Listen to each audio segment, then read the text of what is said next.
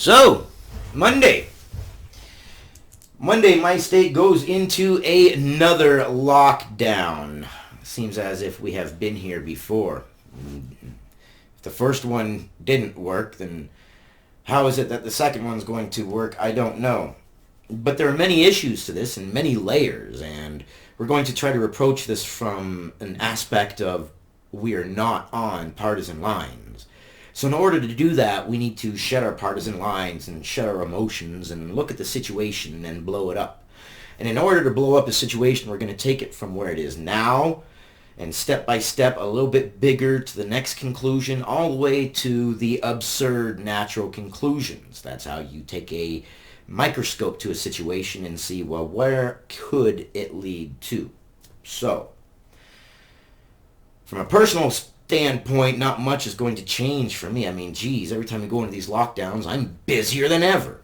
And the harder the lockdown, the busier I am, and I'm really starting to not like it. I would really like more time. I'd really like more time to talk to you guys, to, converse with you guys, to figure out where you guys stand, and to chat with you guys. But, c'est la vie. Hominum finis minet. So, who's going to pay people's bills for this next 6-week lockdown in my state, or 4-week lockdown, or however long it is? My state is poor. In fact, my state is one of the poorest states in the nation. And we're going to force a huge population, retails, that's huge. A lot of people that just barely thought that they were going to be able to breathe and get some financial help to come out and get financial help. We got neighbors. The moratorium on evictions is going to end, and some of them understood what they were getting into, and some of them didn't even know. Some of them thought that this eviction moratorium meant they just didn't have to pay the rent. They didn't realize, no, you have to pay the rent. It just means you're going to end up owing it. So now what? The rent's going to be like $1,600? I know. In New York, you're looking like, what's wrong with $1,600 a month? No. In my state, the average price for, let's say, a 3-bedroom was like about $1,000, $1,200 a month. For a 3-bedroom. I know. I used to live in Ballard. Gosh. Paid $1,000 a month for a walk-in closet and a shared bathroom with everybody on the floor. Ooh, wow. But who's going to pay the bills? And I know it's a scary thing, and there's a virus, and you can get infected, and you can be asymptomatic, and you can pass it on. But the signals we are getting are so confusing.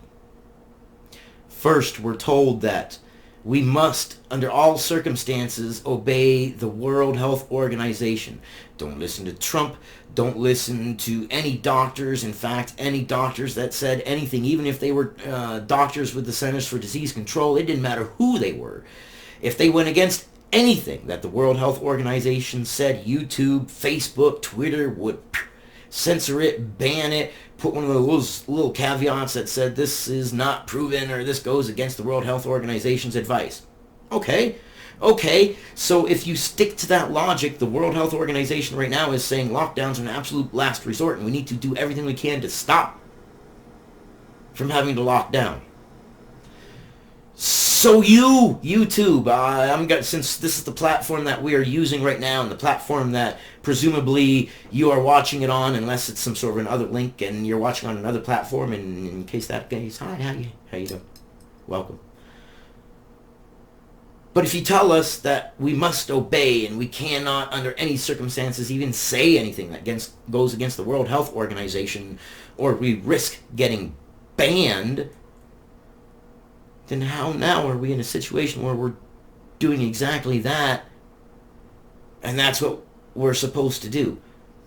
Do you see how from the outside looking in, if you take apart your partisan lines, and you look at it from a standpoint of, I don't care about what side it is, what's the situation? I don't care about the actors, their names, I care about their positions and their actions. I care about what I see factually going on. How things are like, what?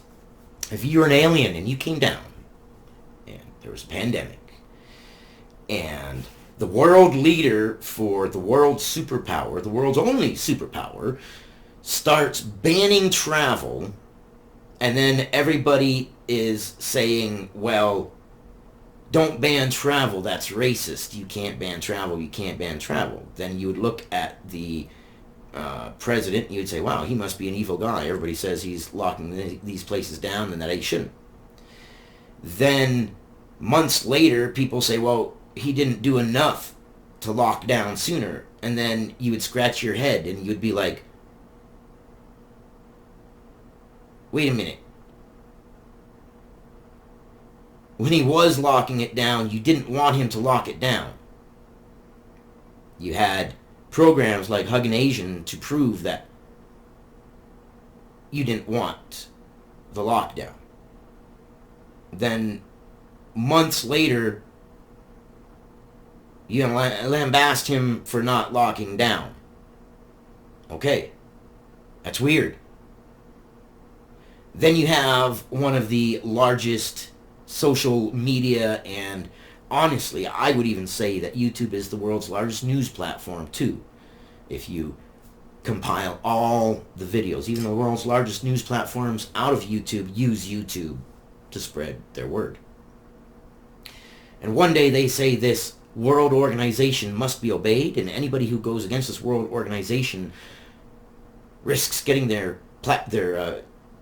video removed, video flagged, and even their channel banned.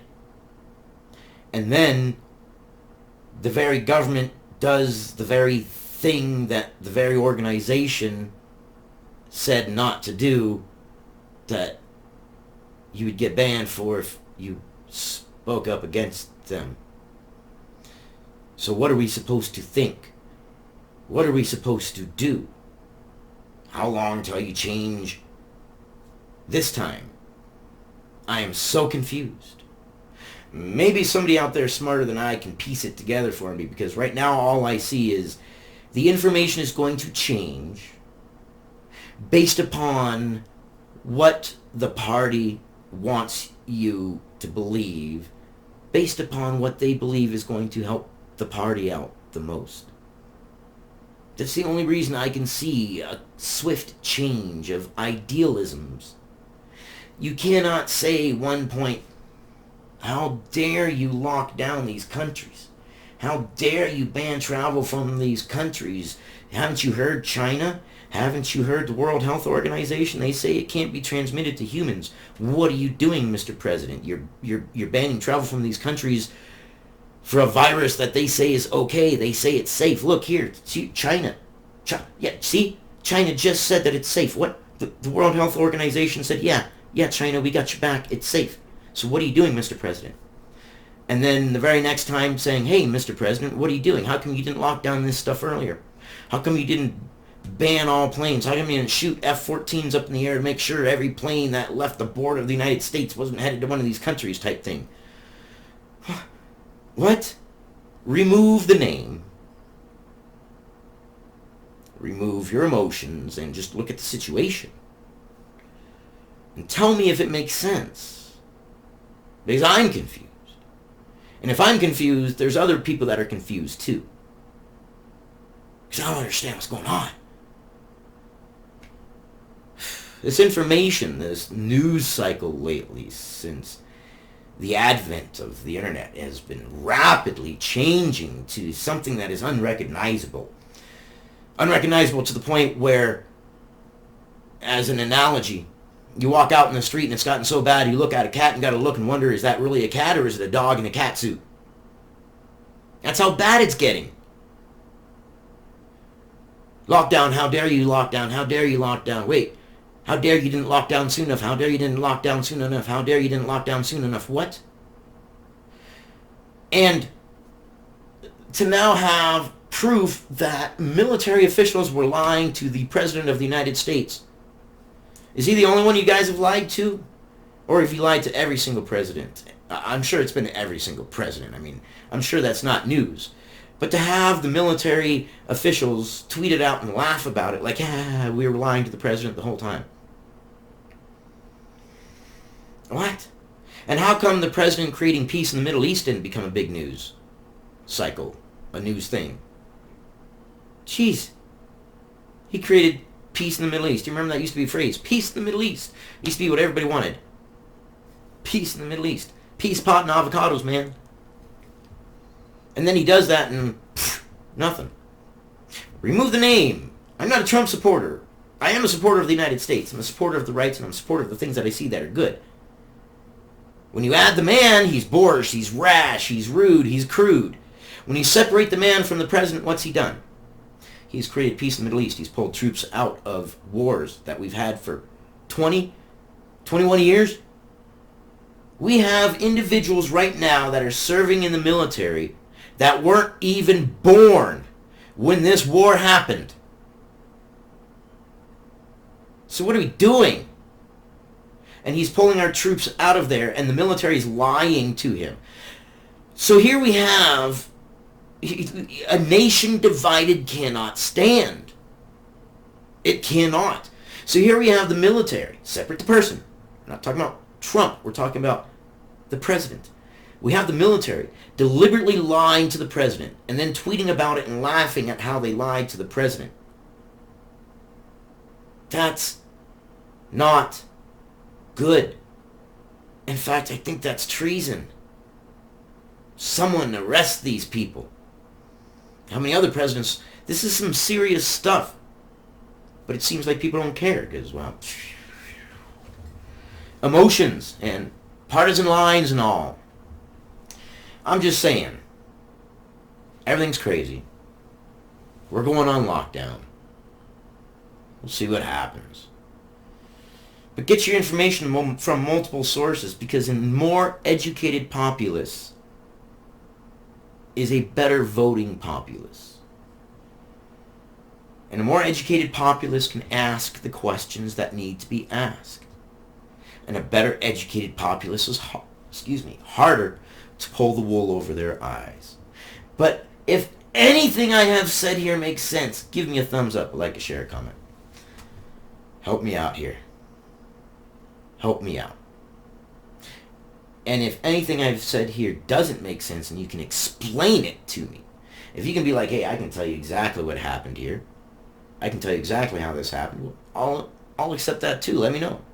Because I'm confused how it is the media can say, do this, do this, do this, and how dare you do this, and then when he's doing the thing that later on they say he should have done, but he did it when you guys didn't want him to do it, and now you're saying he should have done it, but he did do it.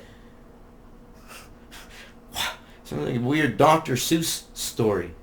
I think politics is moving towards playground freaking BS anyways. Opinions. Your opinions matter. Our rights are intertwined.